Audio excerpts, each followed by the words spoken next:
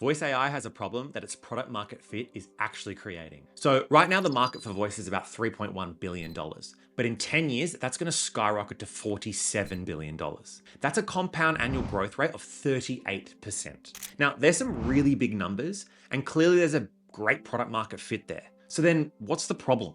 Well, the technology is so good and the competition is so fierce that the industry is commoditizing itself before anyone actually figured out how to make money from it. So I'm Blake, and I've spent the last 10 years in tech advising companies on their data and AI strategy. I'm here to break down for you the most interesting moves that all the players in AI are making. All the products, the moats, the distribution tactics, everything is curated so that you can stay informed. Today, we're going to be diving into the generative voice technology. We're going to follow the moves that the upstarts like ElevenLabs and Synthesia, what they're doing to countering the threats from big tech. You're going to see why this battle is pretty much like every other battle before it, and you're going to see why the winners in the voice AI market are going to be the winners.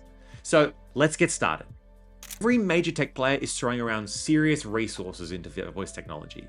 Twilio, Google, OpenAI, Meta, so much money has actually been poured into the space that prices have collapsed over 70% in one single year. But they're all facing the exact same problem. They have absolutely no idea how to charge for it. Now, to know why this is such a problem, we're going to have to go back 2 whole years and ages in AI. Back then, voice AI was just an experiment. The latency on voice was terrible. The voices sounded pretty much robotic, and it felt like a novelty that was never going to work at scale. But then something shifted. You see, OpenAI released the real-time API. ElevenLabs, they perfected all the emotion in speech. And Google started bundling voice into every single product that they had. Suddenly, the technology actually became genuinely usable, and the voices sounded indistinguishable from a human. Now, go see for yourself, try out ElevenLabs after watching this video. It was obviously a big deal. Voice AI venture funding, it jumped from $315 million in 2022 to $2.1 billion in 2024. Now, that's a 7-fold increase in 2 years. And to VCs, that's a dream industry. It's a new platform layer. And in fact, Y Combinator's fall 2024 batch was 22% voice companies. That's the highest concentration of any technology to date. The billion-dollar valuations, well, they started showing up. ElevenLabs hit $3.3 billion. SoundHound went public with a $1.2 billion bookings backlog. And on paper, it looked like the beginning of a new era, the dawn of voice. But here's where the story turns. The adoption accelerated faster than anyone expected. The problem is that the supply side also commodified the market in real time. Here's where it gets really interesting. Now, pricing used to be so simple. You paid per minute. That was the model. But as the underlying technology got cheaper and more companies entered the space, all the competitors started racing to the bottom on pricing. The prices dropped from 30 cents per minute down to 7 cents per minute in 12 months. Some vendors now charge under 10 cents. And one report has actually said that the price per call has dropped below 10 cents altogether. That's a 70% collapse in one single year. Now, the economics shifted completely. ElevenLabs and all the other voice vendors, their cost structures couldn't move as quickly as the pricing did. They have employees, R&D, infrastructure, but unfortunately the market doesn't care. All the new entrants came in. OpenAI, they released their real-time API, and suddenly all the developers, they can build voice agents natively. They don't have to license someone else's technology. And Google did the same thing. Meta acquired Play AI. Microsoft built an in-house voice agent. Now, the complete moat in voice, it disappeared. The leverage, it vanished, poof, overnight. All the companies, they stopped differentiating on voice quality because the baseline got so good. Now, it makes sense. When most use cases require maybe 80% accuracy and 95% naturalness, the difference between ElevenLabs at 99% and a generic provider at, say, 94% doesn't justify 3 times the price. So the customers, they defected to the cheaper options. The volume went up, but the margin went down. Vendors, they cut pricing to maintain volume. Then the cycle repeated itself. Now, I think the smoking gun was when ElevenLabs CEO in late October 2025, when he spoke at TechCrunch Disrupt, said that his own company is going to be commoditized within 2 to 3 years. Now, that's the CEO of one of the most advanced voice companies in the world, predicting that his company's main business is about to become a utility. Now, I think they're being tactical here.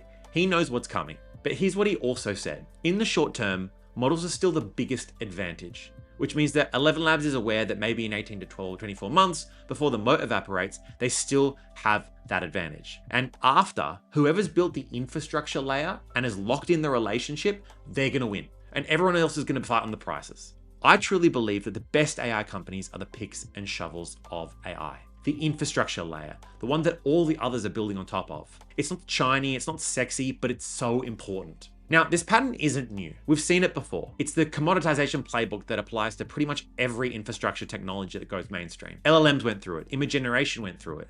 Databases went through it. The cycle is always the same. Someone builds a breakthrough, everyone copies it. The undifferentiated stuff, well, it becomes free, and in the near term, the value shifts upstream or downstream. The question is whether voice value actually lives in the infrastructure layer or in the voices itself. The ElevenLabs CEO comment kind of gives us that answer. He says that they're moving from being a model supplier to being a platform. They're building applications on top of the commodity voice layer in order to differentiate themselves. That means that they're betting that the real moat and the real value is in the speech synthesis. It's in the integration layer, the reliability, the use case specific tuning, and of course the outcome measurement. Now think about it from an enterprise perspective here. Your CFO, he doesn't care about model quality. They care about the cost per resolved customer service call.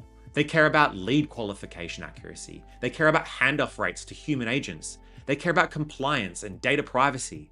A commodity voice model that does its job at 1/10 of the price, it's practically a no-brainer for them. But building that into your workflow, making it reliable, measuring ROI, integrating into your CRM, training on it, your data, that's still valuable. That requires work and it still commands margin. So the value proposition, well, it basically inverts.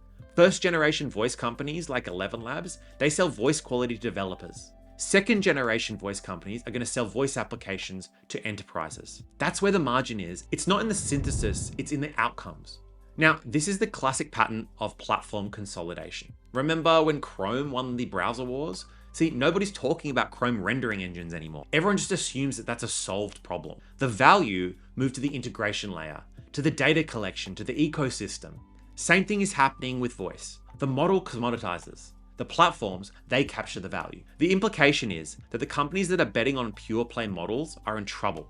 But the companies betting on vertical applications, outcome-based pricing, and enterprise stickiness, they're pretty well positioned. That's why SoundHound pivoted to the enterprise vertical solution model. That's why Rasa and Conversica are adding domain-specific voices. That's why voice infrastructure becomes less important than voice orchestration.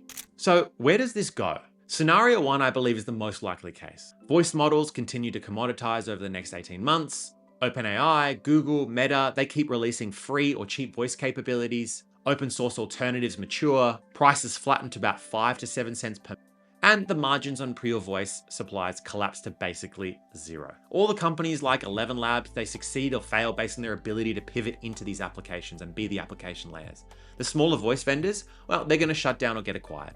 Scenario 2 is if regulation actually enters the picture. Right now, voice is mostly unregulated, but if governments start requiring licensing for voice synthesis, caller ID verification, or synthetic voice disclosure, then all the cost structures change. Compliance becomes a moat. But that's unlikely to happen fast enough to matter for the next 2 years. Scenario 3 is the one that actually nobody's talking about. What if voice doesn't become a standalone product at all? What if it just becomes the interface layer baked into pretty much a larger platform? See, Microsoft, maybe they add voice to Copilot, or Salesforce, they add voice to Einstein, or Apple bakes voice into pretty much every device. Then the voice technology isn't sold separately.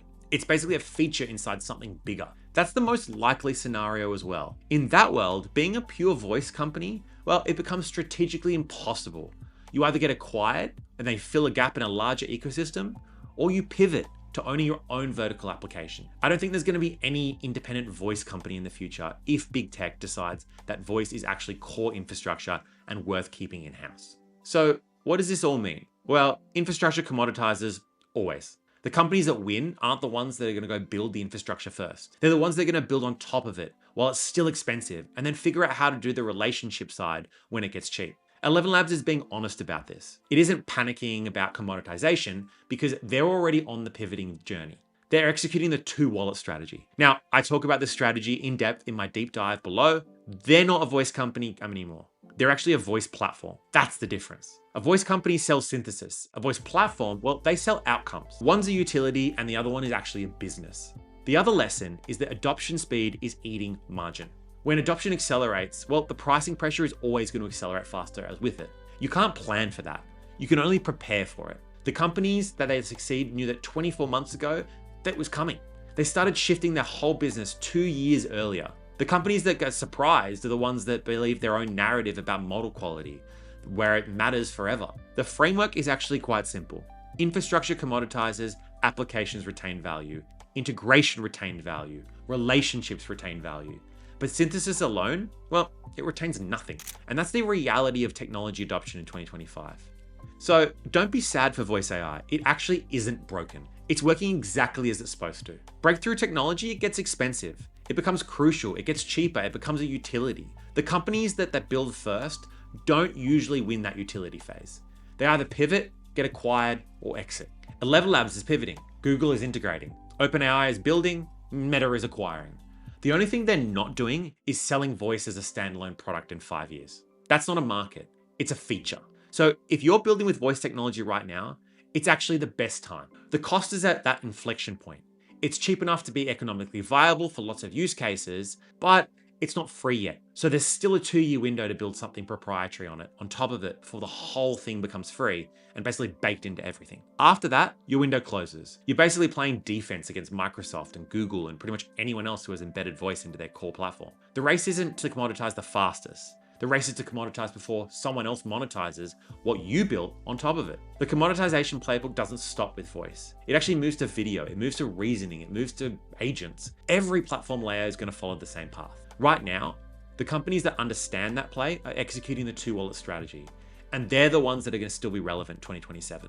The companies that see it first are the ones that are going to win. Hopefully this was useful. I'm Blake, and if understanding how AI reshapes competitive advantage is interesting to you, I post regularly on YouTube and deep dive at blakerowley.com. Thank you so much for watching.